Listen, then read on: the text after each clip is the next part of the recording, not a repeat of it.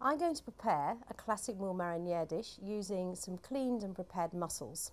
In my pan I have got softened shallot in a little bit of butter with a glass of wine, and that has been cooked for about 5 minutes just to allow the wine to reduce away.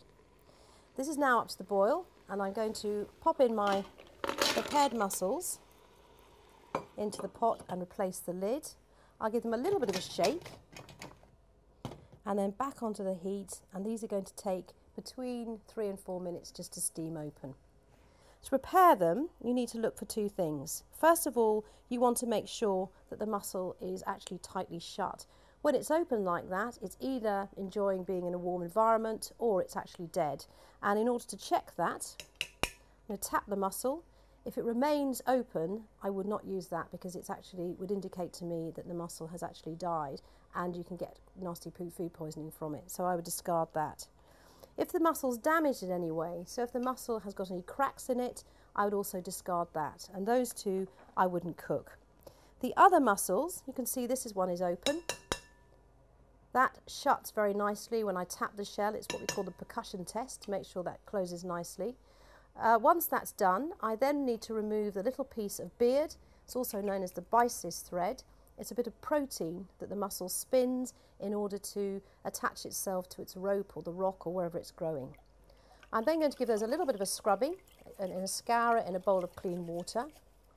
When you buy mussels, it's really important just to leave them in a bowl covered with a damp cloth in the bottom of the fridge. What you don't want to do is actually soak them in tap water for any length of time. I have one here that does have some barnacles on. If that's the case, we'll remove the byssus thread again, and using the back of a knife, just scrape those barnacles away, make sure it's nice and clean, and then again give it a little bit of a scrubbing with the scourer.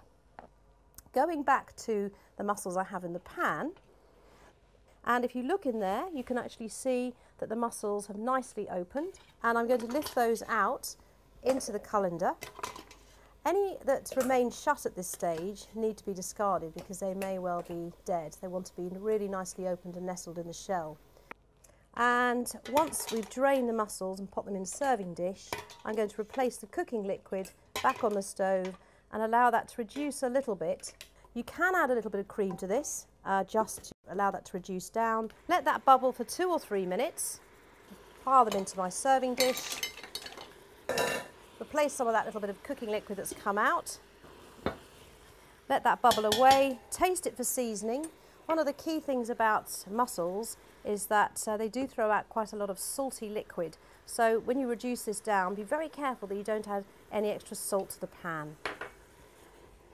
A little swirl around with some chopped parsley as a finish, and that quantity of mussels will be enough to serve one person.